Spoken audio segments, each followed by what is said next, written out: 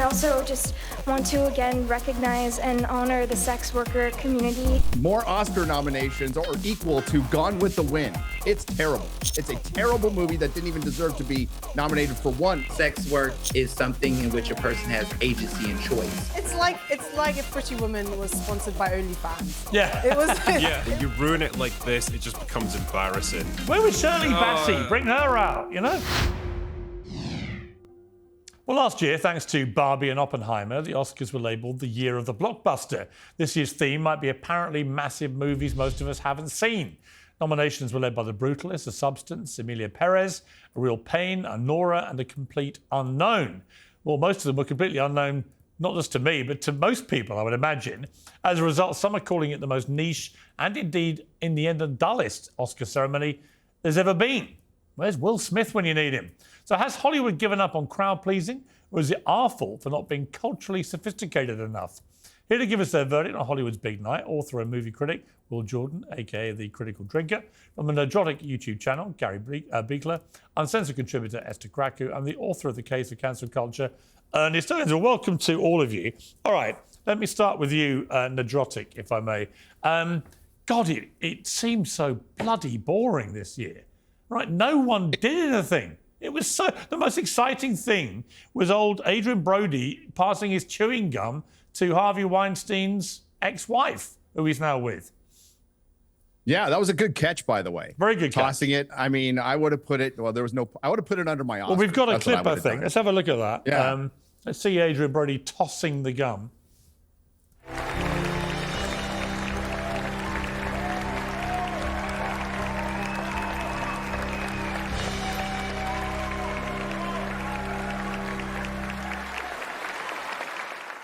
I've got to say, if I tried that stunt with my wife, she'd have gone absolutely ballistic. To be fair to her, she's also, by the probably way, used can we to just it. get our heads around the fact this is kind of one of the first big public outings of this couple, where you've got this incredible actor and you've got the ex-wife of Harvey Weinstein, and obviously no shame on her for what her beast of a husband did, but it's still a pretty random thing, isn't it, to see it play out in the front row of an Oscars event. And especially catch a piece of gum being thrown at her. That was extremely weird. But the show itself, you could tell a memo came down to refrain from anything overtly political. Outside of, I would say, 3 instances, this was bland as it gets, and they needed to do that. Conan O'Brien has been the best host of a very bland, it's a low I thought he bar was great. in years. I thought he was great because, really good. Conan's a bit like the old school, going back to Johnny Carson, Jay Leno, these guys. They didn't play party politics. They didn't take a side.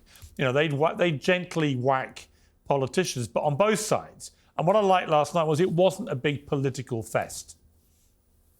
No, it wasn't. It was a snore fest for the most part. And of most of these movies, as you said, nobody's seen. The Best Picture winner was made for $6 million, which is great. That's great for independent film. That's roughly Harrison Ford's weed budget on Captain America 4. And it won Best Picture. But is it good for the Oscars? Because I just have a feeling like this. Like, you want the Oscar-winning movies to be things people have actually seen, don't you? Yes, you do. And I don't. I think there's a double message here because they really wanted Anora is a true independent film, and they really wanted that to win because they need to reinvigorate the independent film. That's their minor leagues, and it's been thanks to streaming, it's been destroyed.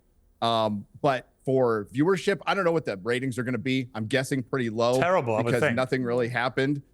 We were praying for a slap like you at some point, but overall.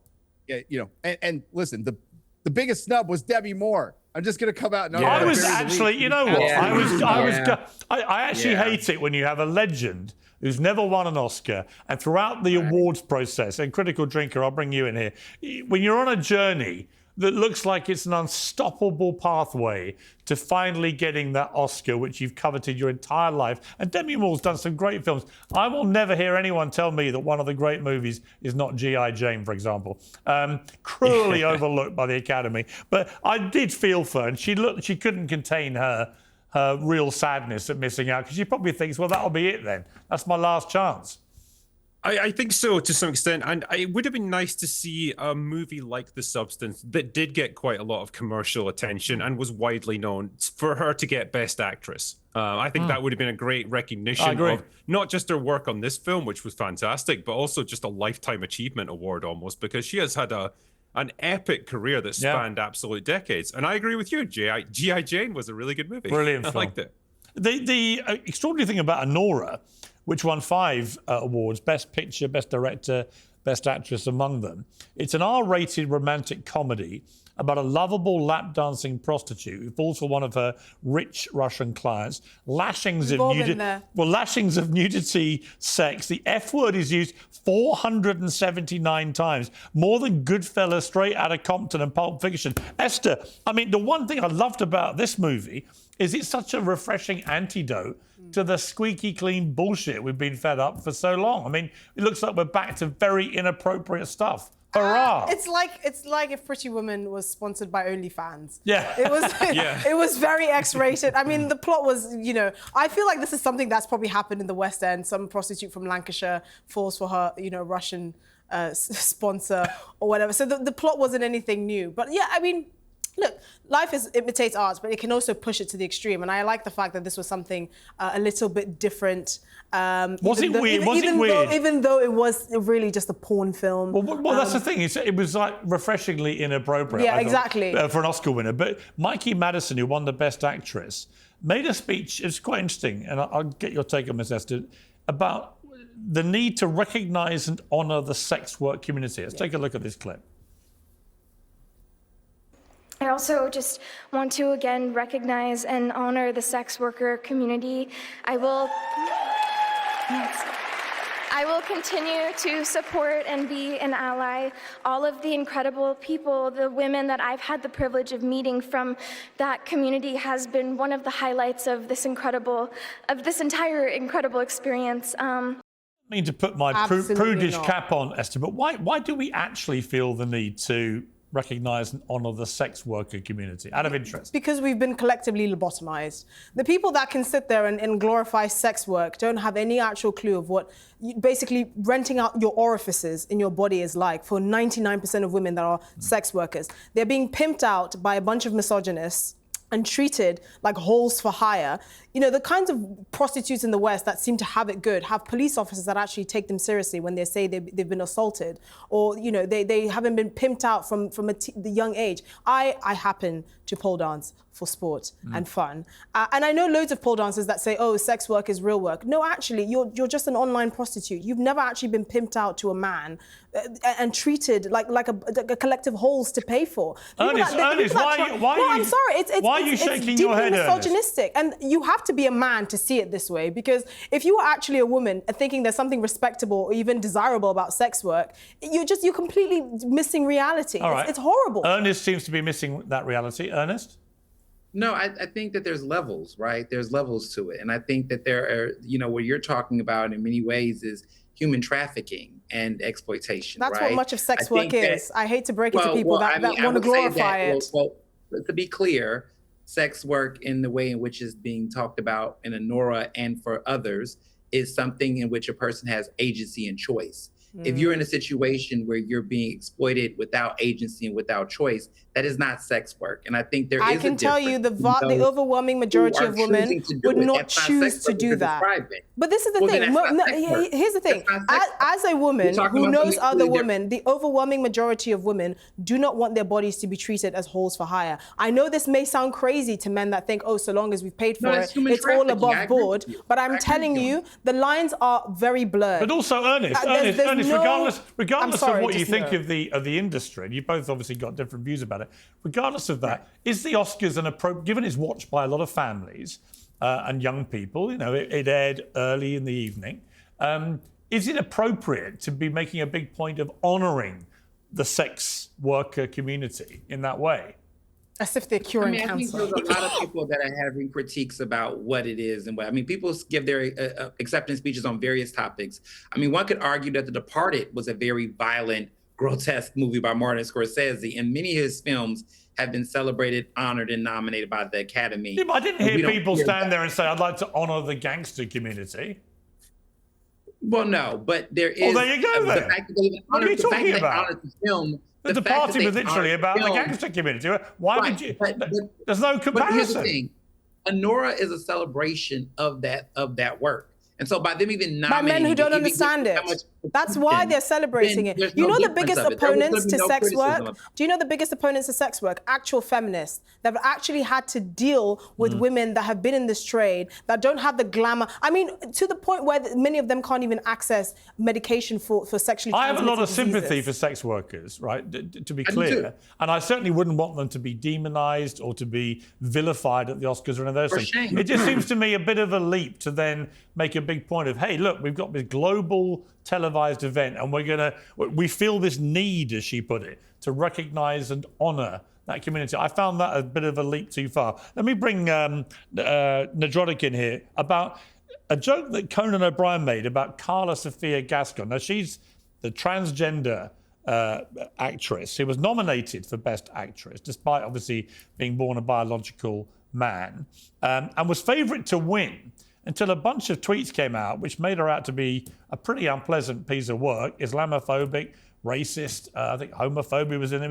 It was the full 9 yards. Let's see what Conan said about Karla. Sofia Gascon is here tonight. And yeah.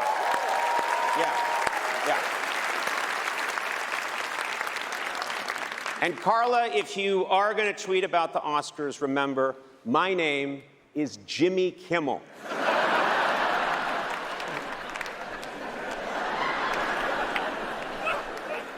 I love Conan. I've done his show a few times in the past. He's such a cool guy. He should have been the all-time great late-time guy, actually, and he got cruelly stitched up. It's a brutal world, that late-night world. But Nerdrotic, what struck me as fascinating is two things. One, imagine if Karla Sofia Gascon had won Best Actress with all the raging debate about, say, trans athletes, which Trump has banned and so on. This whole thing of trans women taking jobs, accolades, awards, records from actual biological women. I think that would have massively intensified this debate if you'd had an actual transgender winner of Best Actress. What do you think of that first, before we get to the tweets?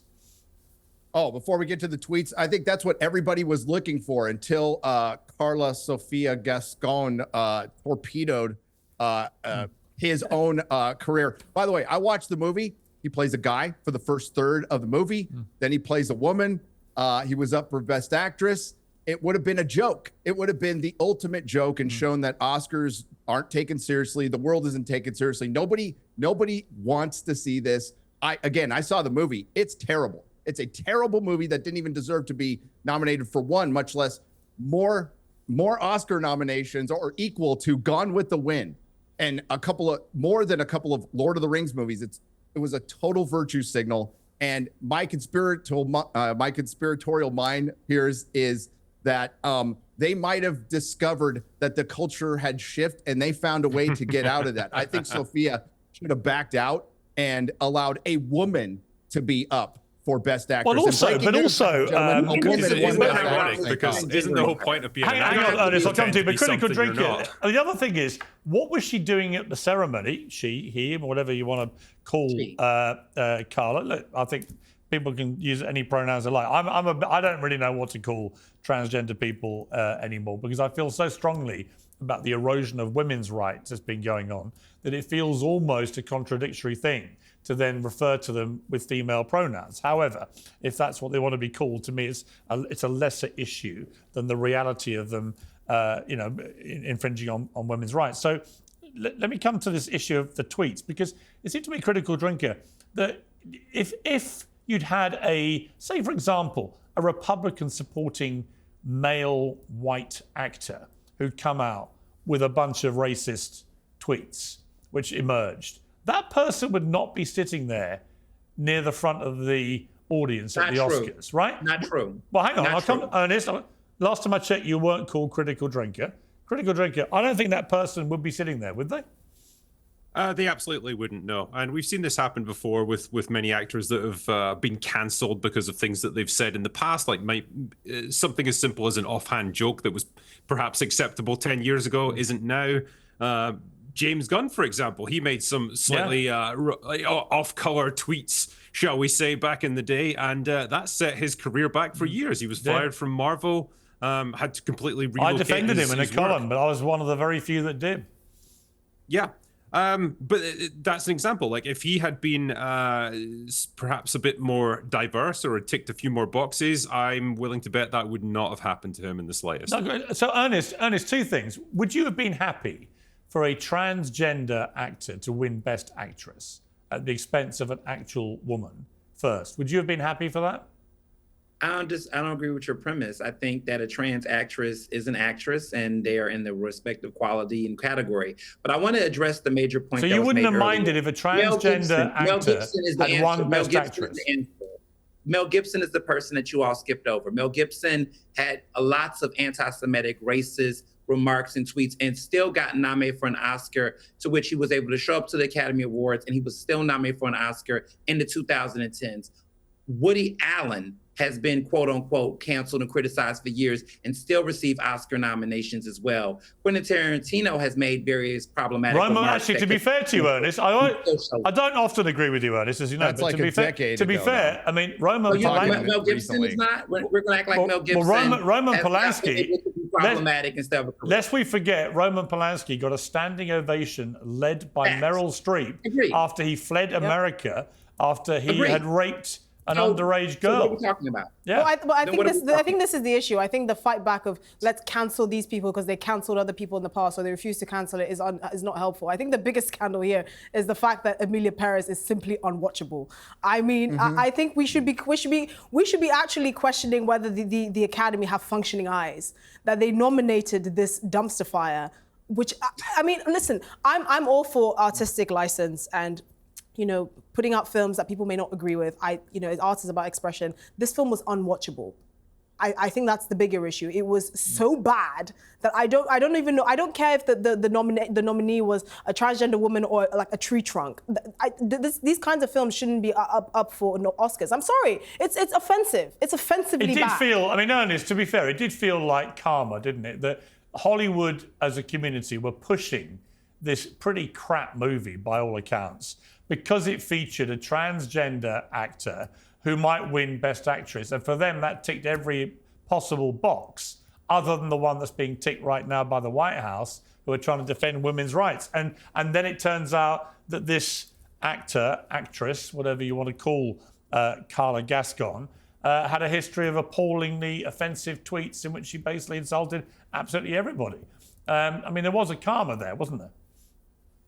I mean, I think that what happens in any situation is that when anybody is on either side playing into any type of identity politics that are not genuine and sincere, virtue signaling when it's not sincere, it could lead to that. I mean, we've seen good films that have had, queer narratives do way better. I think of Moonlight, which was an incredible film that had incredible acting that was worthy when it won Best Picture over La La Land. But this movie was not good, regardless of how you feel about trans people, whatever. It just was not a good film. La La Land was also another terrible film, by the way. La La Land was great. La La Land was not good. No. La La Land was fantastic. No, absolutely The not. music, I often play the soundtrack when I'm by my pool. No, absolutely. I do. You may call me a musical hater. However, I am unapologetically. Name one musical I'm the you've ever president of the musical with hating you. club. Name However, one. Wicked Name was one. better. Grease. Name one. was better. Grease. Wicked My was God, better. it's back in the 70s. Let me play a clip. This is the only one that really, from Conan, that strayed towards a political jag. He didn't actually name Trump, but he said this. Anora is having a good night. Yeah, that's great. Yeah, that's great news. 2 wins already. I guess Americans are excited to see somebody finally stand up to a powerful Russian.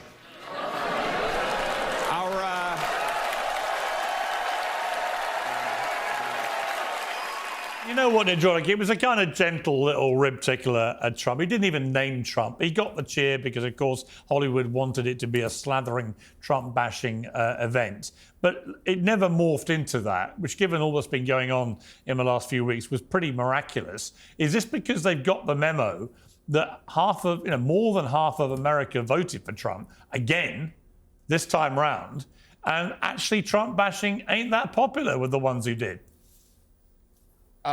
It's not popular at all. As a matter of fact, a lot of people are very happy the way things are going on in this country right now. I would dare say a majority, and that's why Hollywood did indeed get the memo. I thought there was going to be Ukraine flags everywhere, and to get just one passing mention right before they announced Mark Hamill coming on stage, by the way, that was right before.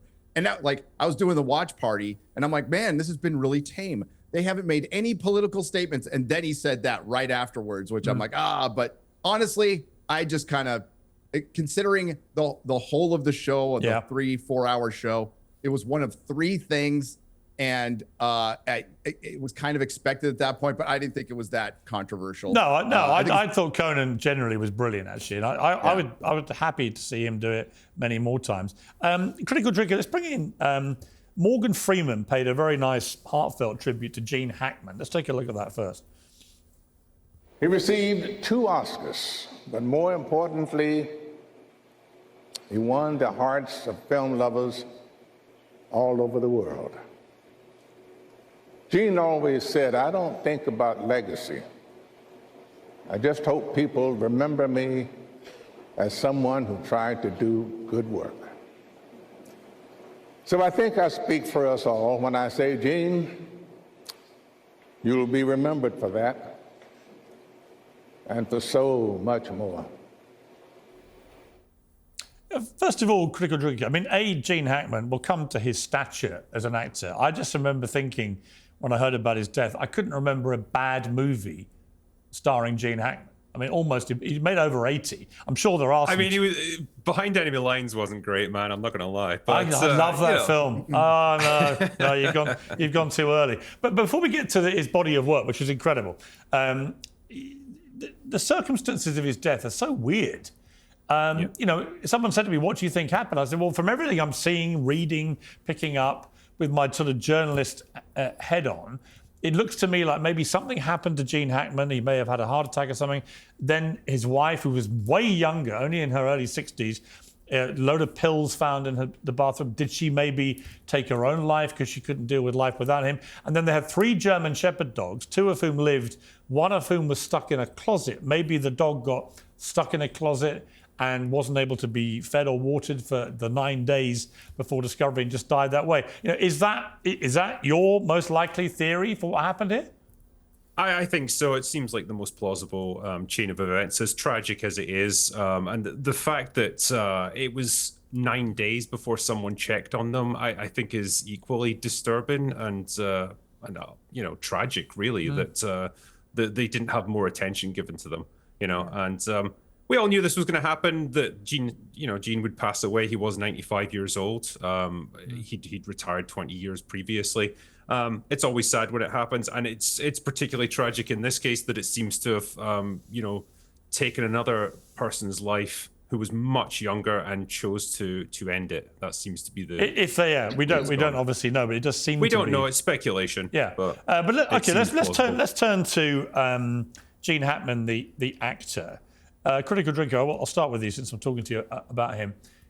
I mean, there was so much. Unforgiven, Mississippi Burning, The French Connection, Crimson Tide, The Conversation, Lex Luthor in Superman. He had some amazing movies, some amazing roles. In the pantheon of actors, where does he rank? He is going to be up there with the likes of Clint Eastwood. That generation of actors, I don't think we're ever going to see the like of them again, sadly. Men who were brought up in a very different time in Hollywood, at a different time in American history. And it forged them into much more interesting characters than perhaps we see today. And we are really losing part of our cultural heritage when we lose that generation. And sadly, it's almost there now. They are very old now. And yeah, I think Gene Hackman absolutely should rank up there with some of the greatest Hollywood actors. What was your favorite Gene Hackman movie?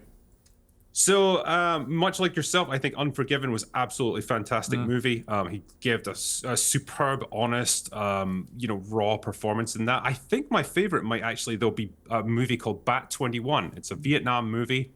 He's a pilot who gets shot down and he has to try and hike his way out to safety, and he's talked over the radio by a pilot who's helping him out. Gene gives such a superb everyman performance in that. He is a man who's up against it.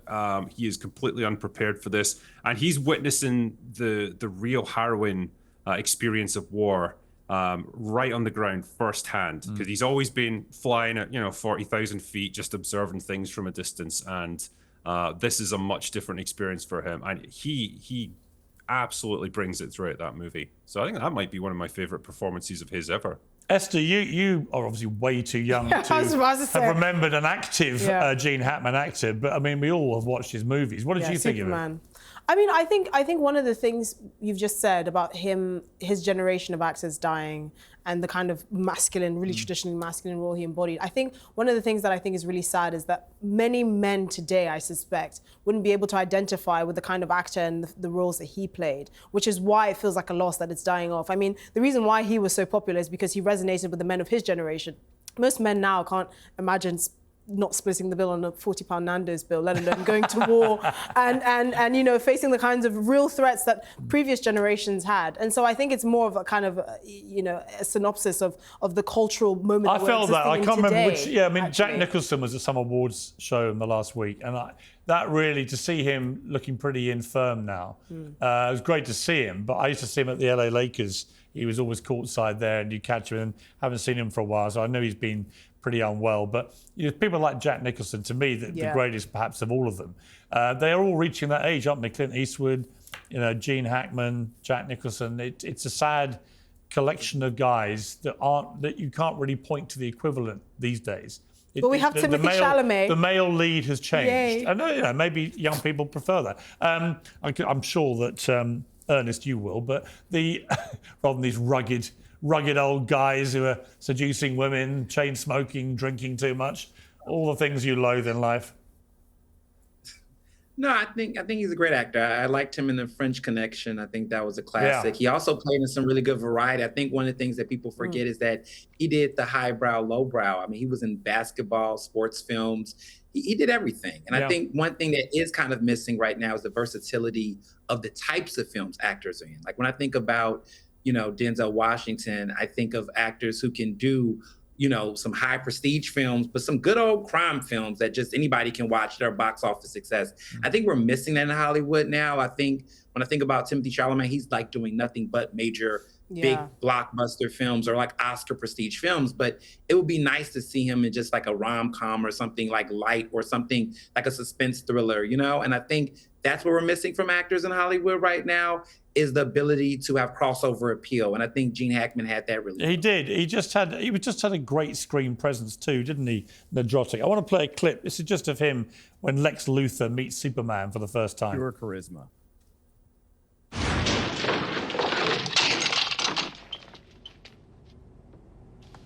It's open. Come in. My attorney will be in touch with you about the damage to the door. Otis, take the gentleman's cape.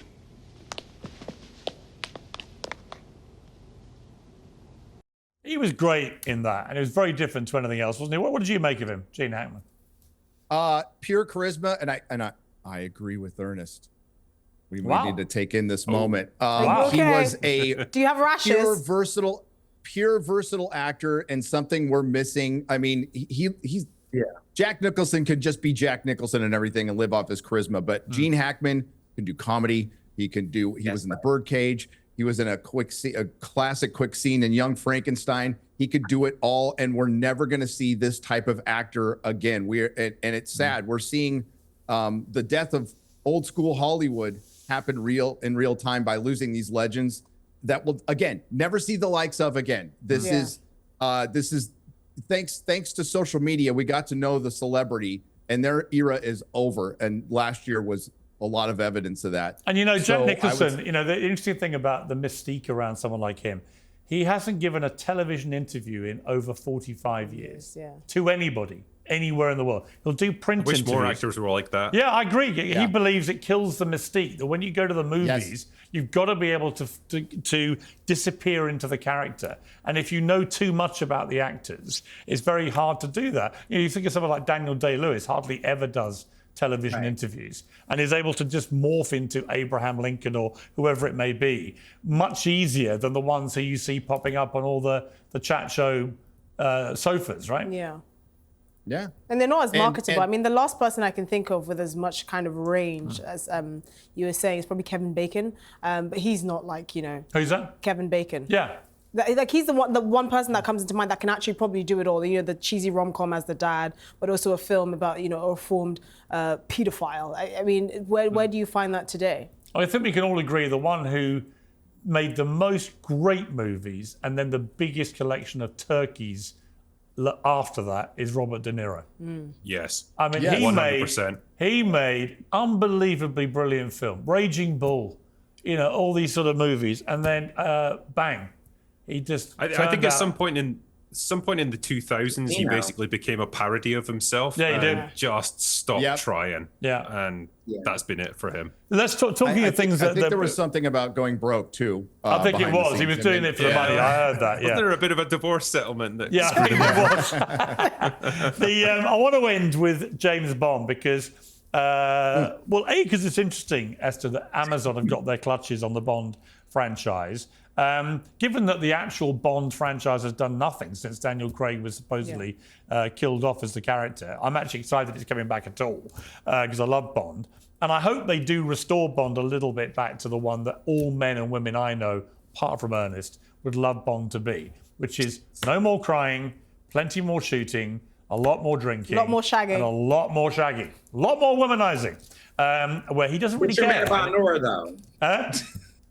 But I said, but you're bugging about Anora, though, and about the sex work. Oh, no, I enjoyed it. No, I love a shag fest. But let me play a clip. Last night, for some weird reason, they didn't have live performances for Best Song, which may say a lot about the nominees.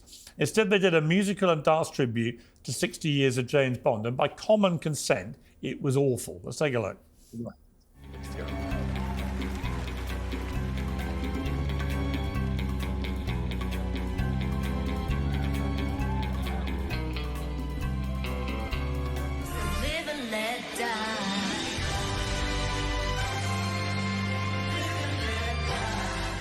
Touch it, stroke it, and undress it. I can see every part, nothing hides in the heart to hurt me. If this is the way the Americans are going to desecrate James Bond, I'm out because, I mean, just Live and Let Die alone. Paul McCartney and Wings did a fantastic version of that. I saw Axl Rose and Guns N' Roses do it one night live. It was electric. That version there was like being slapped around the face with a damp dab from a small riverbed. That's what happens when Americans take over British intellectual properties that a lot of people love. Lord of the Rings, Doctor Who, Americans got involved in that. You ruin everything, you people. We ruin everything you guys create. I agree. You are ruin cuisine. Bond is quintessentially British. They need to get like a... Hang on, don't talk over each other. Let me go to Critical Drinker first. Why did they even bother? It was so saccharine. It was so kind of cheesy. None of the performances were anywhere near the original stuff. Why do it? Where was Shirley Bassey? Bring her out, you know?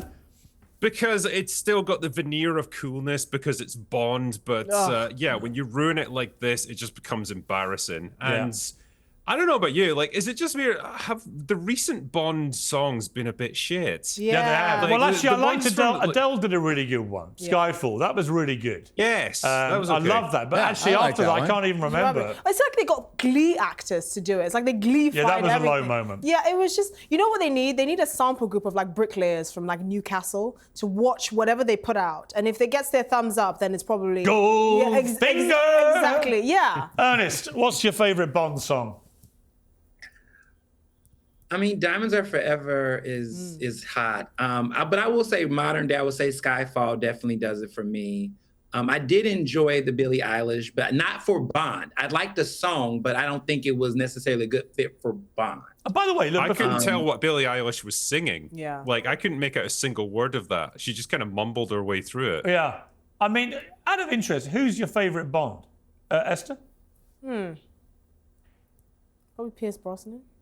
Piers Brosnan. I love the fact you called him Piers, not Pierce is his name. Yeah. It's making you think Piers Brosnan, Piers Morgan. Yeah, the same very, person. very fine line. I know you'd love to. He's actually, he shows up very well on the list. Nerdrotic, favourite Bond? Oh, Sean Connery. Yeah. Sean Connery. It's a very easy, safe, and critical accurate answer. Critical drinker? It's close. I do like Pierce Brosnan, but it's probably going to have to be Sean number two. Connery. Ernest? Sean Connery. You know who I go for? Roger Moore. Oh, yes. Love Roger Moore. Mainly because when I was young, genuinely, people would stop me in the street thinking I looked like Roger Moore. Happened more than once. Okay. So I've got a soft spot for him. But also he has that perfect blend of the old womanizer, with a twinkle in the eye, the charm, the right accent, and a steely-eyed dealer of death. And he gave me the best line ever about working with Bond girls, because I said to him, Roger, I interviewed him for my Life Story show, and I said, Roger, what was it like, doing the love scenes? He said, well, Piers, he said, let me just tell you a little story. What I used to do was before we would do any love scene, I would say to the lady playing the Bond girl, I would like to apologise in advance if I get overexcited. And then he paused and he said, and I would also like to apologise if I don't.